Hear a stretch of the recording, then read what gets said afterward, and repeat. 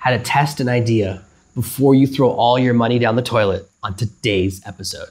Today's episode is brought to you by GetResponse. Are you a small business owner, professional blogger, or marketing agency? GetResponse can help you connect with your audience in a meaningful way. To see how GetResponse can help your business and get your first month free, go to servenomaster.com/GetResponse. Are you tired of dealing with your boss? Do you feel underpaid and underappreciated? If you want to make it online, fire your boss and start living your retirement dreams now, then you've come to the right place. Welcome to SNM098 Podcast, where you'll learn how to open new revenue streams and make money while you sleep. Presented live from a tropical island in the South Pacific by best-selling author Jonathan Green. Now, here's your host.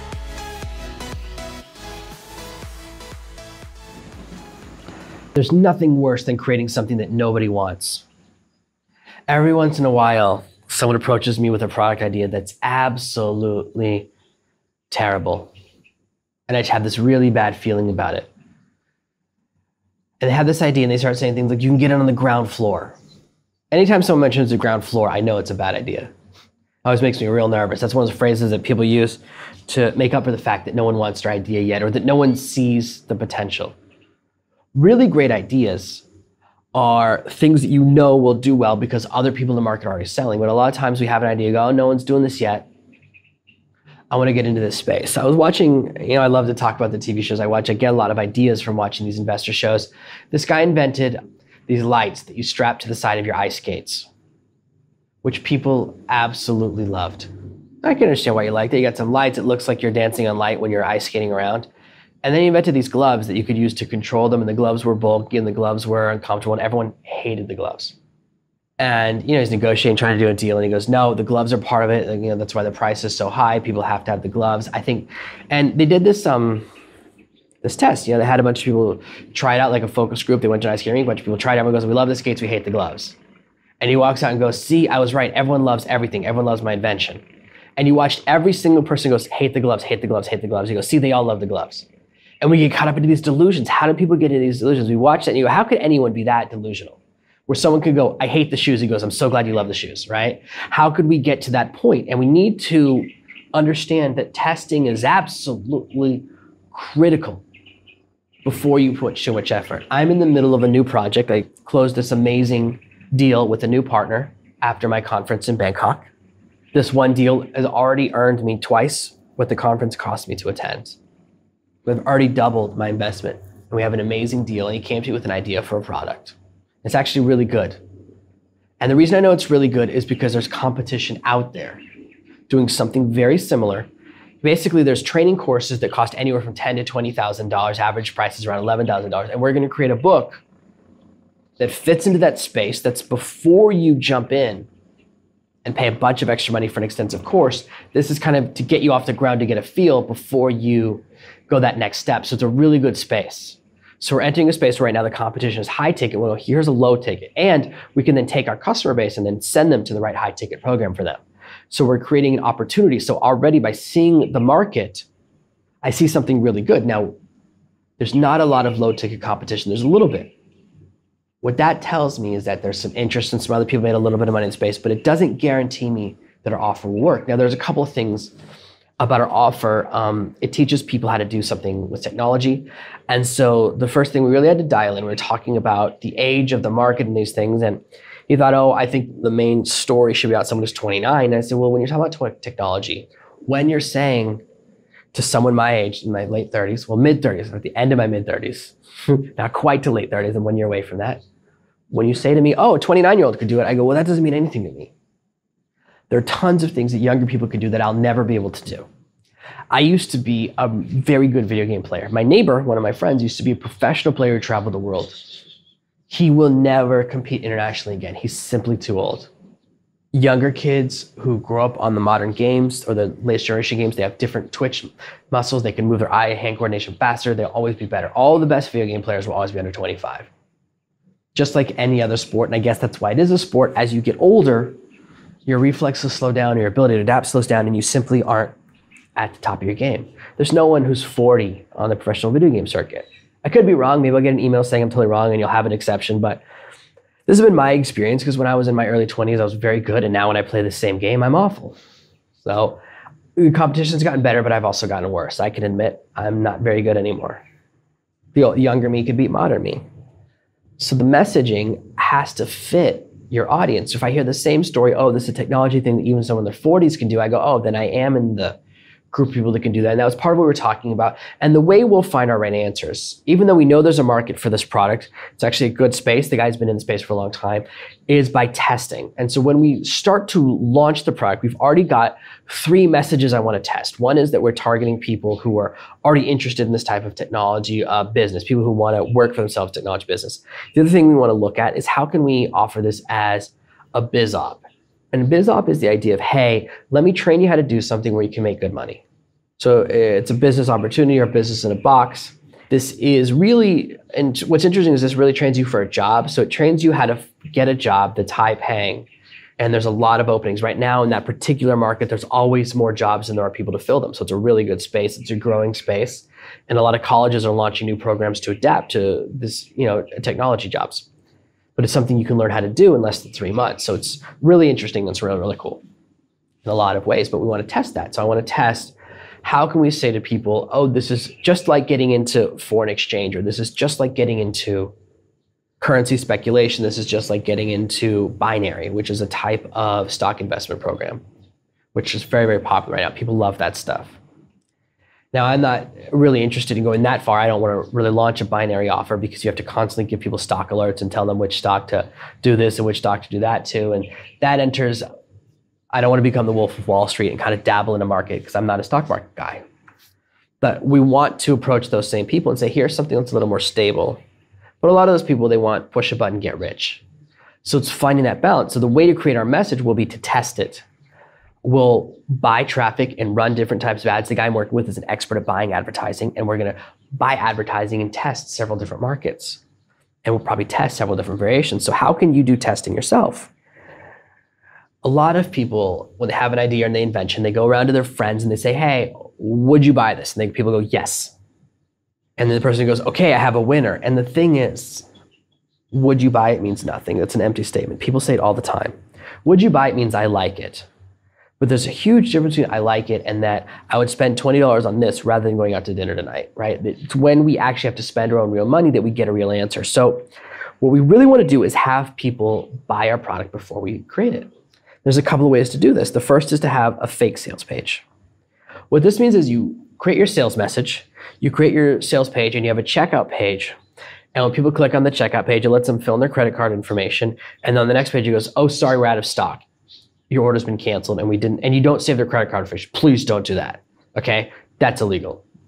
What you do is you don't accept their order information. You don't accept their order. Now, the reason you do like this is because of cart abandons. About 90% of people, they get to the checkout page when they can see the price of something, they see the cost of shipping and everything, and then they don't complete the order. So if you only measure people who go to the checkout page, you won't get a real answer unless you want to take that number and divide by 10. It's still all estimation game because maybe for your product, 50% of people say yes.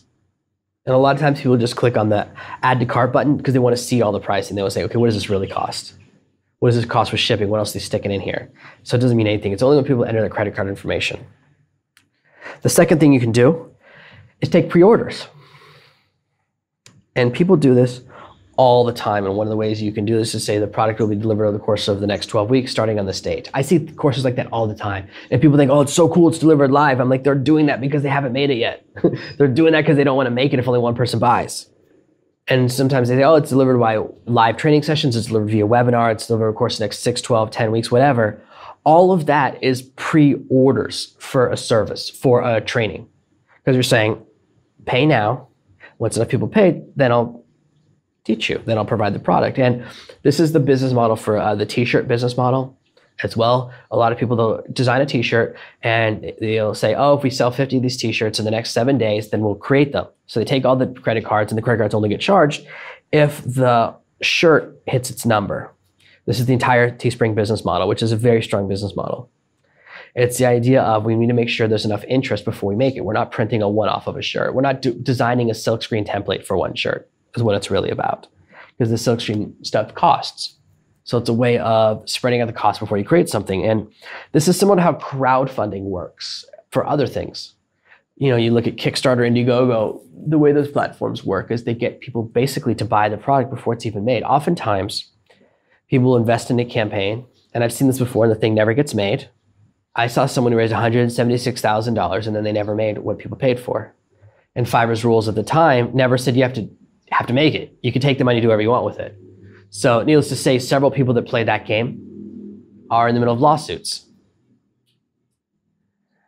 And as they should be. If you're going to take a bunch of people's money and then never do what you promised. And in fact, one of those people then launched another campaign a few years later, make something else. I was like, you didn't make the first thing. What are you doing? How dare you? But you can do that because some of those places, they made some mistakes with how they designed their rules because they never thought someone would come in, launch a campaign, and then just never do anything with it, just keep the money. And there's a couple of companies that have done that.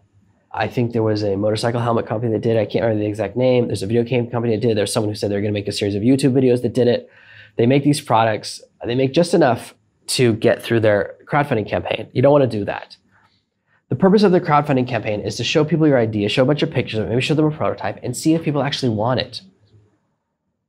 Almost every single tech company now, and a lot of venture companies, they go through this phase. This is their process. The first thing they do is they crowdfund. And crowdfunding is cool because you can raise a lot of money, and sometimes you'll get 10 or 20 times more than you asked for. You'll raise a huge amount of money, but also lets you to know, will people pay for this idea?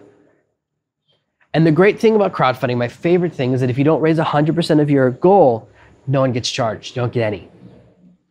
So if you say, I need $7,000 to launch this idea, and if you raise $6,500, it's not enough money. The market has said, hey, we don't want it. There's nothing worse than when someone launches a crowdfunding campaign that fails and then they don't give up. They go, oh no, I'm going to keep going. And it's like, wait, the market's already said they hate your idea. You've already gotten a really big hate. And they go, no, they just don't understand. And this is where you run into trouble. And these are a couple of the things about ideas that will destroy you. If you're about to partner with someone, or who says these things, or you say these things yourself, red flag, red flag, red flag. If someone you're about to do business with, or a product, or you have an idea and you say, I just need to educate the market, get out of the house. When I'm in a movie and these people are in a house and you realize the house is trying to kill everyone in the house, that moment, that's what I hear when someone says, we need to educate the market. Educate the market means nobody wants it. We have to convince them that they want it, then convince them to buy it. There are these commercials for some dental thing, and they always talk about acid erosion. And they have someone in a lab coat who looks like a dentist but isn't, because it says actor underneath them. And they talk about it, and I go, no one's ever heard of that problem. And that company spent millions and millions of dollars running commercials to convince people that this disease they invented exists. There are several diseases like that that never existed until people invented the cure, and so then they had to invent the disease. But when they do that, they spend millions, and often somewhere $20 to $50 million to create a market. That's why only pharmaceutical companies do it successfully. When someone says, I need to convince people that the market needs to change. Oh man. Because now you're not paying for advertising. First, you're paying for education. Then you pay for advertising after that. Those businesses, 99.99999% of the time, massively fail. Lots of money disappears. Another thing I hate to hear is, everyone else is wrong. Everyone else doesn't get it. You just don't get it. You don't see it. You're not understanding it. Or you do a show to a bunch of people. There's a TV show where people invent this app. Follows people in Silicon Valley, and it's a comedy show. But they invent this program that can save stuff using very, very small amount of space. Like, it's a really good compression algorithm, basically, which means instead of taking 100 megabytes, it now takes 1. They've invented a really cool formula for it. And he has to, every time they want people to buy it, they go to these small group meetings, and they do massive education campaign. They'll have people in a room with him for 4 hours while he explains how the software works and why it's valuable. Otherwise, people hate it. And that's a sign your product, of course, just like in the show, the product fails. Because if you have to teach people why they want it or how it works, no one's going to want it. How many guys do you know who, when they buy a product, they take those instructions, they throw them right away? Don't give me the instructions, that's insulting. If I can't figure it out on my own, I don't want it. We don't want to be educated even after we've bought something. Why do we want to be educated beforehand? And maybe there's some women who throw away the plans too. I don't know. My girlfriend is always willing to read the instructions. I'm the one who throws them away. But that's my experience. How about this one? There's no competition. No one else is selling something like this. Oftentimes, there's a reason for that. All the time, people enter a market, they go, there's no one making this particular type of product. They make other things that are similar, but they don't make this one. We're meeting a niche need. Once you start to demonstrate that people want to buy your product, the larger company will go, okay. And they'll make something that matches what you're doing, and you'll disappear. You'll have a really good market share for about 3 years, and then the larger company goes, oh, then we'll just make something to compete with this guy because people want it. Now, this guy's proven the market for us. They steal your testing. But usually when there's no market for it, 99% of the time, when there's no market for it, it's because no one wants it. There are so many inventions that just nobody wants.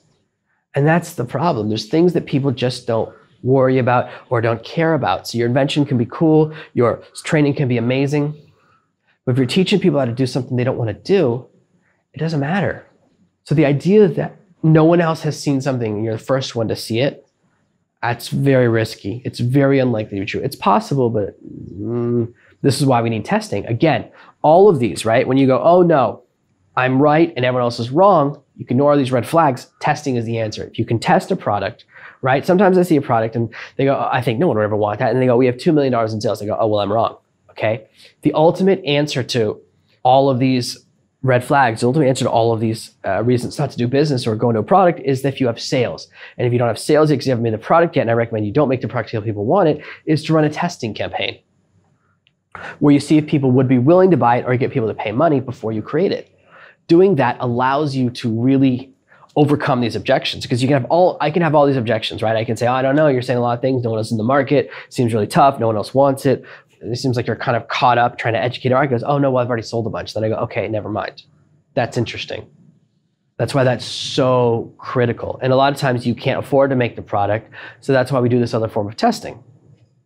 When I hear, oh, they don't see what I see, people don't understand. You know, people sometimes walk off of these investment shows and they try to raise a bunch of money. It's like they have a failing business and they go, oh, they don't see what I see. And it's like, no, don't say that. You can't say they don't see what I see unless you have sales or unless you have testing proof.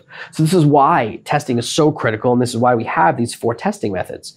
And again, this is where you use the fake sales page or the word out of stock. They have the pre-orders, where you're taking pre-orders on your website. Number 3 is where you sell by webinar, where they pay for something you're delivering in a couple of weeks. And then number 4 is crowdfunding. When you use any of these 4 platforms, you can then test and confirm your idea. But if your idea fails, be willing to walk away. It's very important to admit when you have a bad idea, because look, I've had some stinkers. I don't like to talk about them too much, but I've made products and worked on projects that went nowhere. Understanding testing, being willing to spend a little money on advertising is very important. Sometimes you have to spend a couple $1,000s on ads, send them to your ideas to see if anyone's interested in it. The way I like to enter a market, the way I like to create a product is usually I'll be an affiliate for something. So I'll buy a bunch of traffic or I'll mail an offer to my list a few times. And if my list keeps buying it, I go, okay, I should make something similar. They like this type of offer. That's how I create offers. When I have an idea, oh, my list likes courses about how to build a blog, I'll make my own blog building course that uses everything I've learned and is a little better than the course I'm promoting. This is how you can test it, right? You can buy some ads, you can buy Facebook ads, spend $5 or $10 a day, send them to an offer that's already doing well. And if you've found an audience that likes to buy that, then you go, okay, now if I make my own offer, now I get 100% of the profits. I can actually make more money because now I've proven that the market wants it. That's why buying a little bit of advertising, do a little bit of testing, even though it costs a bit of money up front, will save you a lot of money in the long run, because it avoids wasting time and investing in something that nobody wants, or an idea or a project or a product that's not going to go anywhere. Being able to tell if something's a zero or a hero, a winner or a loser, it takes a lot of time and a lot of experience. And even when you've been around the game a long time, you're not always going to be right. Most people that are big investors, most venture capital firms, they invest in 10 ideas they think are wonderful with the expectation that one will succeed and make enough money to pay for the other 9 failures. I often talk about this other podcast that I listen to that I think the podcast, I think it's actually dying. They haven't done an episode in a couple of weeks, where you get to listen to people talk about their new companies, their startups, their inventions, and I track them. And the majority of the people asking for investments, or people kind of talking about their startups, they've gone out of business in the last 2 years. Almost all of them have. Most startups fail. Now, the people inside the startup don't understand that, because they think, oh no, mine's the one that's going to succeed. How many apps are there about doing yoga in your house? How many apps are there about doing exercise? How many apps are there that do anything? They all do the same thing. We all have the same idea. How many apps are there to help you find a parking space? Oh man, there's like 50. How many apps are there to help you do currency conversions? Dozens. How many apps are there to help you track the mileage when you drive your car around so that you can properly do your taxes? which is the ultimate nightmare of being a small business person, is dealing with those road miles and taxes and all that stuff and depreciation of your car. Tracking all that stuff is such a nightmare. So many apps that try and help you. How many apps that help you scan your receipts? All of these apps exist. They're all out there, and there's tons in the competition, but each one of those goes, oh, ours is the one that's going to succeed. When you're inside an idea, it's very hard to see. It's very, very, very hard to see the reality. The reality is that, 9 out of 10 albums in the music industry fail, and 9 out of 10 startups fail. So when you're on the inside, it's really tough. This is why people diversify their investments, why people invest in a lot of different projects. Even projects that seem huge and seem genius, eventually they fade away. Look, Twitter's never made any money. I've been talking about this for a little bit of a while because I'm so fascinated by watching a company kill itself. Recently, the company said they're thinking about banning the president, because that's what you should do when your stock has lost 70% of its value in 18 months and your investors are suing you for running poorly. You should start a personal war with the president. That's a genius marketing move. It doesn't matter what your politics are in general. When you publicly threaten the president, your platform's going to be in trouble. Because what'll happen? Whatever political party you are, 50% of the people are with you, right? So if you kick off one candidate or the president, at least half the country's going to be mad. Why would you want to alienate a huge amount of the market? And this is the reason that, as much as Twitter, people brag about being early investors in Twitter, that company's lost $2 billion and it's never made $1. That's the reason they just had to shut down Vine. They paid $30 million for something, ran into the ground, and now it's gone. These ideas, even if they seem great, they don't always last. And this is why testing is so critical. Even once you've launched your product or launched your service, you want to test ideas before you release them. One of the reasons Twitter's on the way out is because they tested a bunch of ideas. And by test, I mean they didn't test. And they released these ideas into the market that really destroyed things. One of the things that they released without telling people was a timeline modification. So they messed around with what you get to see. So no longer do you see who you follow, you get to see who they want you to. And they mess with your feed. And they started messing with, as a community service feature, blocking anyone who had political views they don't agree with. But the problem is, if you're right wing and you're following someone right wing and now you can't see that person's message, well, you're not going to use the service anymore, are you? And that's the reason that they've been hemorrhaging users for almost 2 years now. Their ideas that they think are good ideas, they didn't test. And when they implement without testing, kill their user base. Can you imagine what it would be like to walk into your parents' house and say, hey, mom and dad, I started a software company. We lost $2 billion. Can you help me out? $2 billion. How do you lose $2 billion? It's astounding to me that they let you get away with that. I don't know where the $2 billion come from. People, obviously the stock is worth nothing anymore, and it's lost like about 80% of its value or something now. But this is the problem with releasing ideas without testing. Even when you have a proven product, the product was doing really well. It was actually doing great 2 years ago. They changed CEOs, there was a hostile takeover, and they brought in someone who likes to release stuff without testing. And also, sometimes people find out they're about to release something and goes, we would never do that. They'll do a big announcement, we would never release something like that. And then a week later, they release it without telling anyone. Don't do that too. Like, even worse is to lie to your audience and say, we would never do that, and then do it a week later, which happened about twice in the last year. So it's interesting to watch when people get to the point where they go, we don't have to test ideas anymore. You know why Amazon does so well, whether you like or don't like the politics? I don't care about politics. I care about business, right? I don't care about the politics of Twitter, whether you're left or right. None of that matters to me. What I care about is when a company makes decisions that lose 80% of its money or lose $2 billion and goes, you know what, let's double down. Let's double down on our bad idea. The reason Amazon does so well is they test all the time. My book pages look different every couple of weeks. There are a couple of websites where people always post in the different experiences they have. So they say, oh, look, the sales page looks different, or Amazon's doing this, or Amazon's doing that. Amazon tests all the time. They have new ideas. They'll test them to like 1% of their audience and see what happens. And sometimes they'll run the test in a foreign country. They'll go, oh, let's just test this in Argentina and see what happens. And then we'll move it to bigger and bigger countries. Facebook does something very similar. Now, Facebook, I think, is getting close to the tipping point as well, because now your news feed, and this is no accident, 1 out of every 7 things in your news feed will be an ad. They finally broken the ad blocking algorithm. So for the first time in 3 years, I see these ads, and it's very strict 1 in 7. A lot of people hate that. MySpace went out of business for doing too many ads. So Facebook's always testing to see how many ads they can put before people give up. Now, that's the reason that people under the age of 20 don't use Facebook. Your kids will never use Facebook. You don't have to worry about that. Kids under the age of 20 are really into Snapchat and Instagram. That's what they're into. It always changes, right? That's the social media when I was in college was MySpace. No one uses that anymore. Then it was Bebo. No one uses that anymore. Like, platforms change, things shift. And the businesses that last the longest do the most testing. And the more testing you do, the more you see if your idea is good, the more you see if people want what you're going to sell before you sell it. The more you say, hey, don't just tell me you would buy it. Go to the checkout page. If you go to the checkout page and you click enter the credit card info, then I know you really do want to buy it. That's the difference. That's how you test. And when you use these tests, when you test your product, you can avoid spending 6 months, a year, 2 years, thousands or tens of thousands of dollars on a product that nobody likes, nobody wants. This is how you avoid going in the hole financially, and you can ensure that every idea you release into the market is actually a winner and makes you tons and tons and tons of sweet, sweet money. Thank you for listening to this week's episode of ServenoMaster. Make sure you subscribe so you never miss another episode.